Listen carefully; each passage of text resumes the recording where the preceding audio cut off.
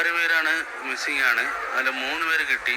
അളിയനും അളിയൻ്റെ ഭാര്യ ഒരു 8 വയസ്സ് മോളെ കിട്ടിയിട്ടുള്ളൂ. പിന്നെ എൻ്റെ മോള് 9 വയസ്സാണ്. പിന്നെ അമ്മോസനും ഒരു 67 വയസ്സും ഈ അമ്മായിയമ്മ 55 വയസ്സും. ഇനി 3 പേര് കിട്ടാണ്ട്.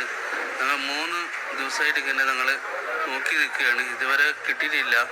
പിന്നെ ആംബുലൻസിനൊക്കെ നോക്കുന്നുണ്ട്, പക്ഷെ ഒന്നും കിട്ടണില്ല. അപ്പോൾ ഞങ്ങൾ എന്തായാലും എന്തെങ്കിലും വിവരം ഉണ്ടായാലും എൻ്റെ മോള് 9 വയസ്സ് മോളാണ്, അനന്തികയാണ് പേര്. ഒന്ന് വിവരം അറിയിക്കണം. എൻ്റെ മുഖം കണ്ടാൽ മതി. ഒത്തിരി പറയാനുള്ളൂ.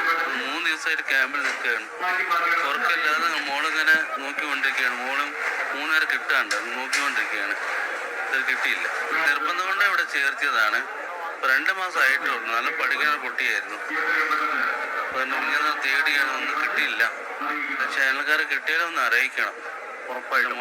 മുഖം കണ്ടായിരിക്കും മതി, വേറെ ഒന്നും പറ്റില്ല. എന്തായാലും ഇങ്ങനത്തെ ഒരു അവസ്ഥ ഏതും വരാൻ പാടില്ല. എനിക്ക് സങ്കല്പിക്കാൻ പോലും കഴിയുന്നില്ല. അപ്പുറം ഇപ്പുറം ഒക്കെ വെള്ളവും മരങ്ങളും വന്ന് കടലായിരുന്നു. അതിന്റെ പുറത്ത് ഞാൻ എന്റെ വാർപ്പ് വീണിട്ട് അതിന്റെ ഉള്ളിൽ നിന്ന് മറ്റേ നമ്മളെ അടുപ്പിന്റെ ഇതുണ്ടല്ലോ, അതിന്റെ ഉള്ളിൽ കൂടിയിട്ട് ഇഷ്ടിക പിടിച്ച് തട്ടിയപ്പോ ഒരു ഓട്സ് കണ്ടത്. അതിൽ കൂടി ഞാൻ പുറത്തേക്ക് ചാടിയിട്ട് പേരക്കുട്ടി അപ്പളാ പറഞ്ഞ, അമ്മ ഞാനിവിടെ ഉണ്ട്, എന്നെ രക്ഷിക്കണോന്ന്. കുട്ടീന്റെ ചെറുവിരല് കിട്ടി. അതിനെ പിടിച്ച് വലിച്ചെടുത്തിട്ട് വീണ് കിടക്കണ വാർപ്പിന്റെ മേലെ കയറി. അപ്പൊ 2 നില കെട്ടിടം മറിഞ്ഞു വരികയാണ്. ഇവര് 2 കൂടി പിടിച്ചിട്ട് ഞങ്ങള് നീന്തി ഈ കുട്ടിനെയും ഒരു വയ്യാത്ത അമ്മനെയും ഒക്കെ പിടിച്ച് കയറ്റി അതിന്റെ മേലേക്ക് പോയി പറ്റത് വലിയൊരു കൊമ്പന്റെ അടുത്താ ആനനോട് പറഞ്ഞ് ഞങ്ങള് വലിയ ദുരിതത്തിന്നാ വരുന്ന്, ഈ ഞങ്ങളെ ഒന്ന് കാണിക്കല്ലേ പറഞ്ഞു. ആന 2 കണ്ണൊന്ന് വെള്ളം ഒഴുക.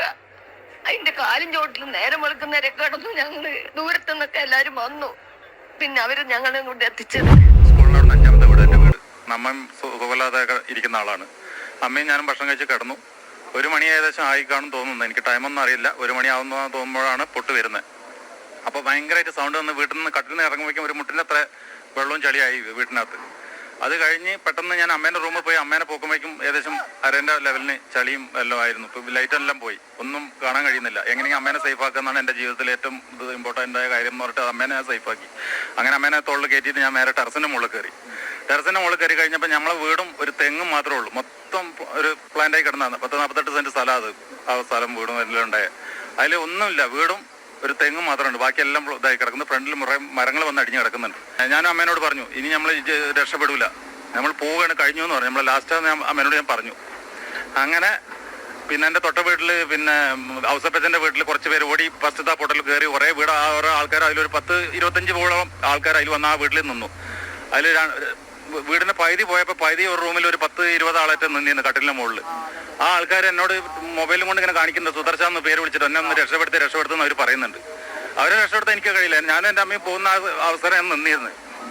അങ്ങനെ പിന്നെ അത് കഴിഞ്ഞ് കുറച്ച് ശാന്തമായി കഴിഞ്ഞപ്പോൾ അവരെങ്ങനെ അത് പൊളിച്ചിട്ട് ആ ചളി, ഇത്രത്തോളം ചളിയിൽ അവർ അങ്ങോട്ട് വീട്ടിനെടുത്തിട്ട് വന്നത്. അപ്പോൾ മുകളിലൊരു ഏണി ഉണ്ടായിരുന്നു, ഇരുമ്പിൻ്റെ ഏണി. അത് അങ്ങോട്ട് വെച്ചു കൊടുത്തു. ഒരു 10-25 പേരെ ഞാൻ അവിടുന്ന് വീട്ടിൻ്റെ മണ്ടയിൽ കയറ്റി.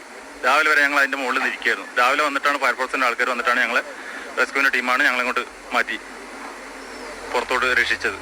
അതുവരെ അതിൻ്റെ മുകളിലായിരുന്നു. അല്ലെങ്കിൽ ആ 21 പേര് 25ഓളം പേര് ആ വീടിനകത്ത് ശ്വാസം മുട്ടി മരിക്കുമായിരുന്നു. എൻ്റെ പേര് അമ്പിളി. വീടില്ല.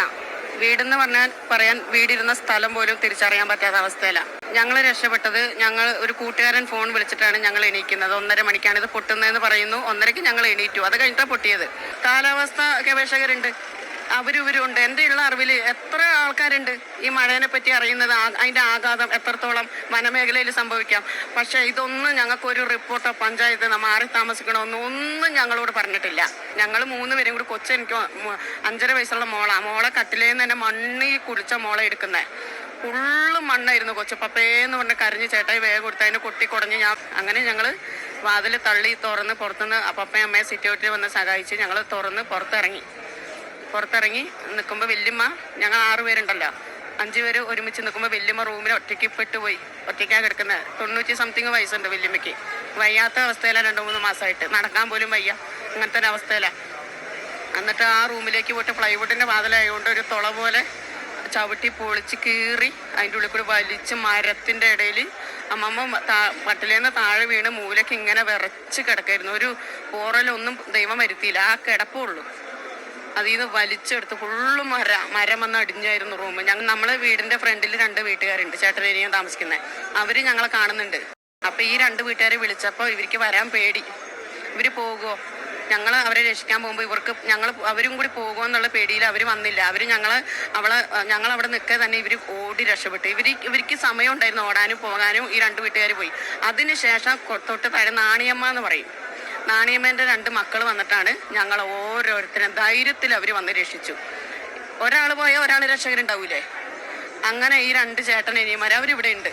അവർ 2 പേരും കൂടി ഞങ്ങൾ ഓരോരുത്തർ വല്യമ്മേനെ ചേട്ടായി ഏറ്റി, കൊച്ചിനെ ഞാനെടുത്തു. ഒന്നും ഞങ്ങൾക്ക് ഞങ്ങൾ നിപ്പി കുളിച്ച്, ഞങ്ങളുടെ കയ്യിൽ, എൻ്റെ കയ്യിൽ കൊച്ചാണെങ്കിൽ ചേട്ടായിൻ്റെ കയ്യിൽ വല്യമ്മ, ബാക്കിയുള്ളവർ നടന്നു പോവുക. ഒന്നുമില്ല, ഞങ്ങൾക്കൊന്നുമില്ല, കയ്യിലൊന്നുമില്ല. ഞങ്ങൾ വെറും കയ്യോടെ. ചൂരമലയിൽ നിന്ന് ഞങ്ങൾ ഫസ്റ്റ് ഞങ്ങളെ പോരാ. കാരണം പറഞ്ഞാൽ 2 പുഴ ഒന്നാകുന്നത് ഞങ്ങളെ വീടിന്റെ നേരെ മുന്നിൽ വെച്ചിട്ടാണ്. എന്തൊക്കെ നഷ്ടപ്പെട്ടാലും ഒരു വീട് നഷ്ടപ്പെട്ടാൽ ഞാൻ ഇവിടെ നിന്ന് എങ്ങനെ ഇറക്കിപ്പോ എവിടെ പോകുന്നില്ല. നമ്മൾ നിൽക്കുന്നിടത്ത് നമ്മൾ ഓടുന്നിടത്തൊക്കെ ഇളകുന്നത് പോലെയും നമ്മളെ പിന്നാലെ ബാക്കിലുണ്ടോന്ന് വരും ഒക്കെയാണ്. എൻ്റെ നല്ലൊരു ലൈഫ് കാരണം ഗൾഫിൽ തന്നെ ആയിരുന്നു. കുറച്ചു കാലമായിട്ടാണ് ഞാൻ എൻ്റെ ഇവിടെ നിന്നത്. എന്ത് പെട്ടോട്ടെ, പക്ഷേ ഇരിക്കൂര ഒരാൾക്കും നഷ്ടപ്പെടരുത്. എങ്ങോട്ടൊന്നും അറിയില്ല, അവിടെ ഓടി തന്നെ എൻ്റെ മോളെയും വലിച്ചിട്ട് നിറ വയറും വെച്ചിട്ടല്ലേ. ഭയങ്കരമായ ഒരു കുന്ന് പാറ, വീടുകളൊന്നുമില്ല, ആൾക്കാരുമില്ല. 9ാം ക്ലാസ്സിൽ പഠിക്കുകയാണ്. എന്റെ സുന്ദര കുട്ടനാണ് അവന്. എന്റെ വാപ്പാന്റെ പെങ്ങളെ മക്കളെ എല്ലാരും പോയി. നിങ്ങളെ പോലെ ശരിയാ പോയി എല്ലാവരും സഹായിക്കാൻ പോയത്. എൻ്റെ മകനും പോയി.